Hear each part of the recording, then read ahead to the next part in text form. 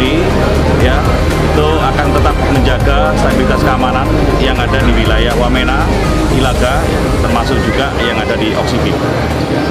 Apa yang disampaikan oleh Pak Wiranto tadi benar, bahwa masyarakat juga ingin berduyun-duyun kembali ke tempat karena apa?